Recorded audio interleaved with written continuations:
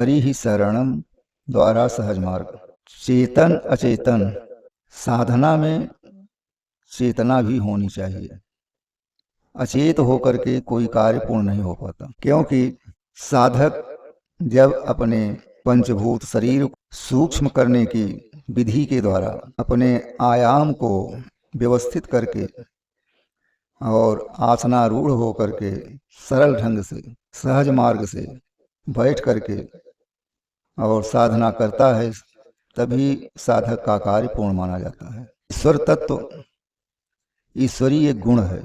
जैसे किसी क्रिया को करने के लिए शक्ति की जरूरत पड़ती है, फिर धन की जरूरत पड़ती है, उसके बाद ज्ञान की जरूरत पड़ती है। तो पहले शक्ति होनी चाहिए, फिर धन होना चाहिए, फिर ज्ञान होना चाहिए, क्योंकि परिश्रम करने से धन उपलब्ध होगा।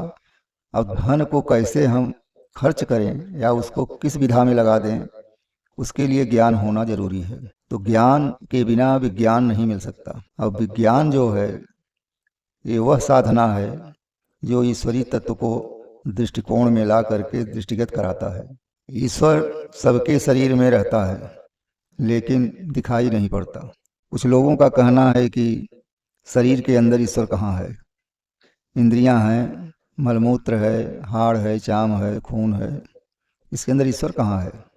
अगर इस पंचभूत का ऑपरेशन कर दिया जाए तो इसके अंदर क्या निकलेगा? ईश्वर तो है नहीं। लेकिन हमारे आध्यात्म में जब साधक लोग बैठते हैं तो साधना के द्वारा अनुभव करते हैं कि हमारे अंदर आत्मा है, वही आत्मा ईश्वर है, परमात्मा है, और वही मन को संचालित करता है, मन बुद्धि को संचालित करके और जीवन के सांसारिक क्रियाओं में लगा करके अजीव को उपार्जन कराता है। रामचरितमानस में जो सांकेतिक शब्द रखे गए हैं, जैसे श्लोक है, दोहा है, चौपाई है, सोरठा है, छंद है, ये क्यों रखा गया? गोस्वामी जी से पूछा गया कि इसमें यही 5 चीज का प्रयोग क्यों किया आपने? गोस्वामी जी ने बताया कि ये हमारा मानस रामचरितमानस है। राम के द्वारा किया हुआ जो कर्म है, उस कर्म के विषय में, उनके चरित्र के विषय में, क्रियाकलाप के विषय में इस मानस को हमने लिखा। इस मानस के लिखवाने वाले भगवान शंकर हैं। जितनी भी रामायण लिखी गई सब शंकर जी की कृपा से ही पूर्ण हुई है। वाल्मीकि ने भी लिखा है तो शंकर की कृपा से, काकभुसुंडी जी ने लिखा है वो भी शंकर जी की कृपा से, तुलसीदास जी ने भी लिखा है, तो इन्हें जो है हनुमान जी की कृपा और शंकर जी का लाभ, उन्हीं के द्वारा मानस की रचना कराई गई। किंवदंतियाँ बहुत हैं लेकिन उधर पचड़े में पड़ने से कोई फायदा नहीं। तो पहले श्लोक लिखा मानस में। श्लोक पढ़ने से भक्त को यह लोक परलोक का लाभ मिलता है।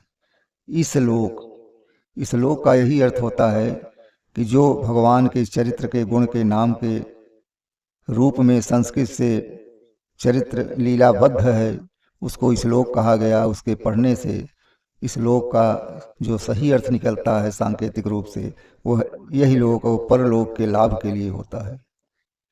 भगवान राम की चरित्र का जो वर्णन किया गया उसमें दोहा है, दोहा 2 के मेल से बनाया, चौपाई 4 के मेल से। चौपाई का अर्थ होता है 4 पदार्थ, अर्थ, धर्म, काम, मोक्ष। ये 4 पदार्थ जिसको प्राप्त करना है वही मानस के चौपाई तुलसीदास की अर्धाली का प्रयोग करे, उसका अनुसरण करे। छंद जो भगवान राम के दरबार में 6 रहते थे, उन्हीं 6 का वर्णन छंद के द्वारा हुआ है। सोरठा का अर्थ है रटना। जब भगवान राम के किए गए कृत्यों के, उनके लीलाओं के, उनके गुण के, उनके चरित्र का अनुसरण करता है, रटता है, बार बार पढ़ता है, बार बार, उसे भगवान की प्राप्ति होती है। तो मानस ये बताता है कि इन चीज़ों के द्वारा हम जब मानस को पाठ रूप में, धर्म के रूप में मान करके पूजा करते हैं तो हमें ईश्वरीय तत्व का ज्ञान प्राप्त होता है। और श्लोक इसलिए हर अध्याय में दे दिया गया है। जैसे बाल कांड है तो पहले श्लोक, अयोध्या कांड है तो पहले श्लोक, अरण्य कांड है तो पहले श्लोक, किष्किंधा कांड है तो पहले श्लोक, सुंदर कांड है तो पहले श्लोक, लंका कांड है तो पहले श्लोक, उत्तर कांड है तो पहले श्लोक। श्लोक के द्वारा हिंदी में मानस की रचना की। इतना सरल, इतना मतलब कम पढ़ा लिखा भी व्यक्ति मानस की चौपाइयों का अर्थ निकाल सकता है। मानस के अंदर आयुर्वेद, विज्ञान, ज्योतिष सब भरमार पड़े हैं। इसके पढ़ने से आध्यात्म जगता है। आध्यात्म बिना मानस पढ़े जागृति नहीं हो पाती। गीता, भागवत, वेद, पुराण, इन सब के पढ़ने के लिए हमें गुरुओं के पास जाना जरूरी होता है। लेकिन मानस कम पढ़ा लिखा भी व्यक्ति उसको समझ लेता है और उसको जो है ईश्वरीय रूप में मान करके पूजा करता है और फिर उसे ब्रह्म का ज्ञान होता है। और जब ब्रह्म का ज्ञान होता है तो पूर्ण ब्रह्म नारायण की प्राप्ति होती है। श्रीमन नारायण।